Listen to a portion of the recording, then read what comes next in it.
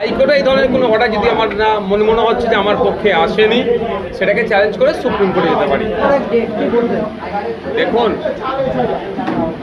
আপনার নির্দিষ্ট একটা টাইম পর্যন্ত অপেক্ষা করছি এবং আপনাদেরকে জানিয়ে রাখি, লোয়ার কোর্টে যদি বিচার না আমার মনের মতো না হয়, সেটাকে চ্যালেঞ্জ করে যেমন আমরা ডিস্ট্রিক্ট কোর্টে যেতে পারি, জজ কোর্টে যেতে পারি, ঠিক একইভাবে জজ কোর্ট কোনো একটা অর্ডার দিয়েছে, সেটাকে আমাদের হয়তো আমার মনের মতো হচ্ছে না, সেটাকে আমরা চ্যালেঞ্জ করে হাইকোর্টে যেতে পারি।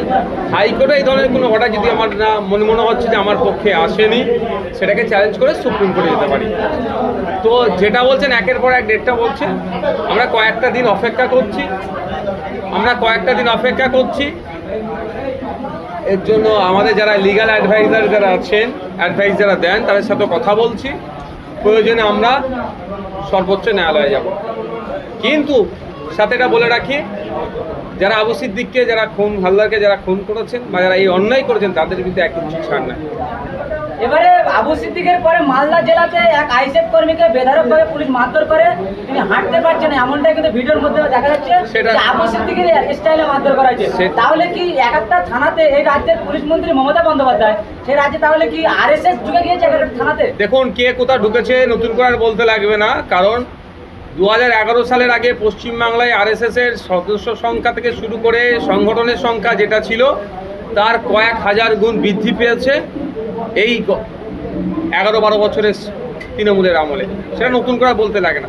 তারপরেও বলবো, পুলিশের কয়েকটা অফিসার যদি অন্যায় করে, সমস্ত পুলিশ প্রশাসনকে আমরা কোনোদিন দায়ী করতে পারি না, পারবো না। কিন্তু যারা এই অন্যায় করছে, তাদেরকে আমরা ছেড়ে কথা বলবো না। আমরা বিচার ব্যবস্থা, আইনের প্রতি ভরসা রাখি। মমতা ব্যানার্জি যদি তাদেরকে আড়াল করতে চায়, তাদের বিরুদ্ধে কী ব্যবস্থা গ্রহণ করা যায় আইনের মাধ্যমে, সেটা আমরা করব। দ্রুত কি পদক্ষেপ নিতে চলেছে?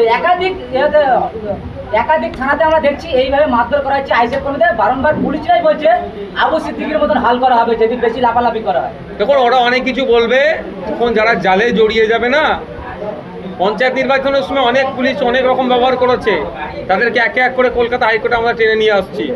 আইনের মাধ্যমে সব ব্যাটাকে জব্দ করবো যারা অন্যায় করবে। আবু সিদ্দিকীর সাথে সাথে আবার কলকাতা হাইকোর্টে আনিস খানের চর্চা হচ্ছে। আজকে আনিস খানের জন্মদিন, সেই জন্য আরও বেশি হয়তো আপনারা চর্চা করছেন। দুর্ভাগ্যের বিষয়, মমতা ব্যানার্জি বলেছিলেন 14 না 15 দিনের মধ্যে করে দেবে, সিট গঠন করে বিচার হয়ে যাবে। এখন হয়তো মনে হয় 15 দিন সম্পূর্ণ হয়নি। মমতা ব্যানার্জির আমলে দলিত, আদিবাসী আর পিছিয়ে বর্গের মানুষরা খুন খারাপি থেকে বেশি হয়েছে, বেশি ক্ষতিগ্রস্ত হয়েছে, বেশি মা হারা হয়েছে আমলে। যে রাজ্যে পুলিশ মমতা বন্দ্যোপাধ্যায়ের হাতে স্কুল কলেজ, সেই রাজ্যে স্কুলের নাম পেছান করানোর সময় জয় শ্রীরাম বলানো হচ্ছে, ভিডিও ফুটেজ ভাইরাল হয়েছে, কি বলবেন? দেখুন, ইতিপূর্বে এই ঘটনা অনেক ঘটেছে। আমি বিধানসভার অন্দরে হিজাব পড়া নিয়ে অনেক প্রশ্ন করেছি। হিজাব পড়ার কারণে উচ্চ মাধ্যমিক পরীক্ষার কেন্দ্রে ঢুকতে দিচ্ছিল না। হিজাব পড়ার কারণে আপনার আশাকর্মীকে তার থেকে বার করে দিয়েছিল। হিজাব পড়ার কারণে এক ছাত্রীকে চড় মেরেছিল। এই নিয়ে একটা বিভ্রান্তিকর পরিস্থিতি তৈরি করার চেষ্টা হচ্ছে রাজ্যে। সেটা নিয়ে মুখ্যমন্ত্রীকে আমি সরাসরি দৃষ্টি আকর্ষণ করেছি। কিন্তু দুর্ভাগ্যের বিষয়, তারা চায় এই ধরনের, আমার মনে হয় তারা চায় এই ধরনের কর্মকাণ্ড যত রাজ্যে বাড়বে, মুসলিমদেরকে ভয় পাওয়ানো যাবে। মুসলিমরা ভয় পেয়ে গেলে কুক্ষিগত হয়ে মমতা ব্যানার্জির পকেটে ঢুকে বসে থাকবে। আর মমতা ব্যানার্জির পকেটে ঢুকে বসে থাকলে মুসলিমরা তাদের দাবি দাবার কথা বলবে না, চাকরির কথা বলবে না, ওয়াকফ সম্পত্তি উদ্ধারের কথা বলবে না, শুধু বেঁচে আছি এতটুকুই বলে দেবে।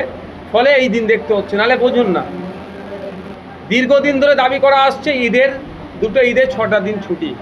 কারণ সেটাও সায়েন্টিফিক তার কারণ আছে, তার নির্দিষ্ট কারণ আছে। আরবি মাসের চাঁদ দেখে মুসলিম সম্প্রদায়ের মানুষরা রোজা রাখে। চাঁদ সন্ধ্যার পরে ওঠে। ফলে যদি 29 তারিখে অনেক সময় ঈদ হয়, 30 তারিখেও ঈদ হয়, সেই একটা ঈদের 29 তারিখ 30 তারিখে ঈদের পরের দিন ছুটি, 3 দিন করে ছুটির জন্য ডিমান্ড করা হয়েছে। তা তো ভ্রুক্ষেপ করেনি, উল্টে অন্য সম্প্রদায়ের ধর্মীয় অনুষ্ঠানে আর্থিকভাবে সহায়তা করছে। অনেকে বলছে ঈদে দিতে হবে, নবী দিবসে দিতে হবে, কুর্মীরা বলবে তাদের দিতে হবে, আদিবাসীরা বলবে তাদের দিতে হবে, খ্রিস্টানরা বলবে তাদের দিতে হবে, বা অন্য যারা জাতি আছে তারা দিতে চাইবে। সেটাই পক্ষপাতী নয়। কিন্তু আমি যেটা স্পেসিফিক বলতে চাইছি, সংখ্যালঘুদের দীর্ঘদিনের দাবি পূরণ হচ্ছে না, কারণ পকেটে ঢুকিয়ে নিয়েছে বিজেপির ভয় দেখিয়ে।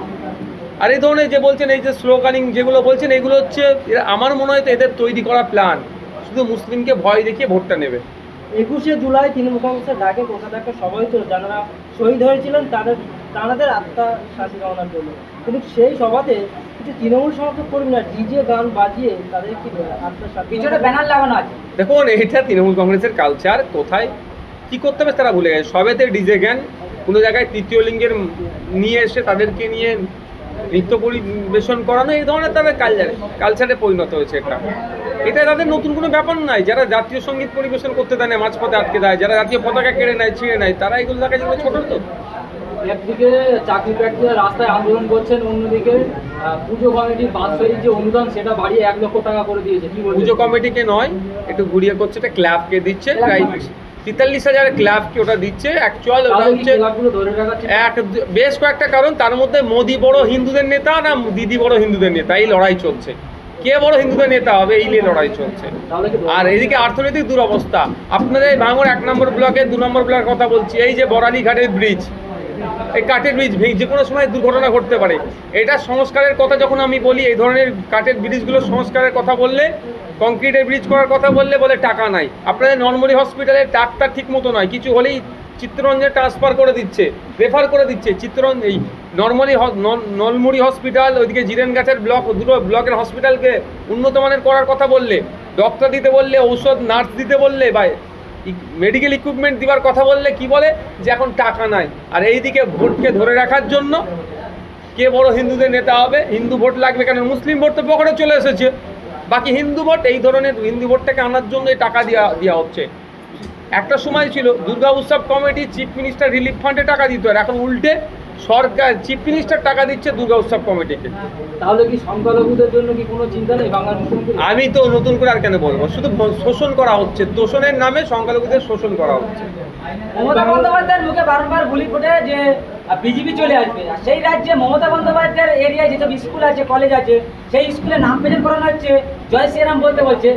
তাহলে কি বলবেন, এটা মমতা বন্দ্যোপাধ্যায় বা বিজেপির সঙ্গে কোনো সেটিং আছে? বিজেপি চলে আসবে নয়, মমতা ব্যানার্জি বিজেপিকে ফ্রন্টে নিয়ে এসে লড়াই করবো বলেছিল, ভুলে যাচ্ছেন না?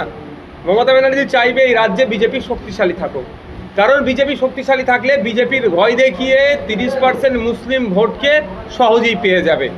আর এই শুধুমাত্র 30% মুসলিম ভোট নয়, প্রায় 100টা সিট, 100টার অধিক সিটে মুসলিম ভোট ফ্যাক্টর হয়, হার জিতের ক্ষেত্রে ফ্যাক্টর হয়। তাহলে বিজেপির ভয় দেখালেই তাহলে মুসলিমরা অন্য কোনো জায়গায় যাবে না, ভোটটা পকেটে রাখবে, মুসলমানদের পকেটে ভরে নেবো, উন্নয়ন তো দূরের কথা, মাতাল বানাবো। আমি ভাঙড়ের কথা বলছি, বারবার আমি বিধানসভায় দাঁড়িয়ে ভাঙড়ের শিক্ষা, স্বাস্থ্য, কর্মসংস্থানের জন্য বারবার ডিমান্ড করছি। 1998 সালে একটা কলেজ হয়েছিল ভাঙড়ে, মহিলা কলেজের জন্য বলছি, হিমঘরের কথা বলছি, সেক্ষেত্রে কোনো ভ্রুক্ষেপ করছে না। কিন্তু খোঁজ নিয়ে দেখুন, এই 12-13 বছরে ভাঙড়ে মদের দোকান কিভাবে বৃদ্ধি পেয়েছে। সারা রাজ্যে 21,000 মদের দোকান করেছে মমতা ব্যানার্জি, কিন্তু 21,000 শিক্ষা প্রতিষ্ঠান করেনি। ভাঙড় বিধানসভা একেবারে যে ডাউলগাছি অঞ্চলে বসে আছেন, এই অঞ্চলে 6টা বুথ বিজেপি জিতেছে, 8টা বুথ আইএসএফ কর্মীদেরকে বেধড়কভাবে তৃণমূলরা হামলা করছে, পুলিশের নির্যাতন হচ্ছে, কিন্তু বিজেপিদের উপরে সেভাবে হচ্ছে না। তাহলে সেটিং এর জন্যই কি? সেটা তো নতুন করে বলতে লাগবে না, শুধু বিজেপি কেন বলছেন, আরো দল তো ভাঙড়ে আছে, তাদের উপর অত্যাচার হচ্ছে না, শুধু আইএসএফ এর উপর হচ্ছে। ভাইজান, তারা গরিব মানুষ, নানা দিন খাওয়া মানুষ, আইএসএফ কি তাহলে বলো এই বাংলাতে যেভাবে মালামালের দাম বাড়ছে, বিশেষ করে আলুর দাম, সাধারণ মানুষ তো আমি বারবার একটা কথা সাধারণ মানুষকে বলে এসেছি, 1000 টাকা 1200 টাকা আপনার বাড়িতে দিচ্ছে, কিন্তু সপ্তাহ শেষে আপনার কাছ থেকে কত টাকা উসুল করছে বুঝতে পারছেন না। নিত্য প্রয়োজনীয় জিনিসের তেলের, সরিষার তেলের দাম কোথায়, পেঁয়াজের দাম কোথায়, সবজির ফলমূলের দাম দেখুন কোথায় পৌঁছাচ্ছে, কিন্তু যে চাষি চাষ করছে সে কিন্তু সেই অর্থে টাকা পাচ্ছে না।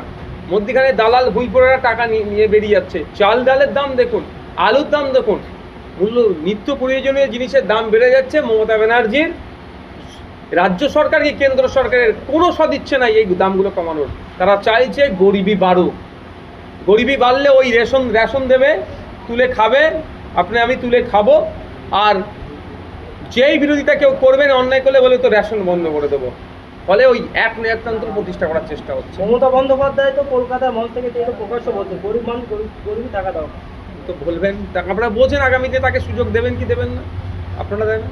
Thank you. অনেক মানুষ আছে।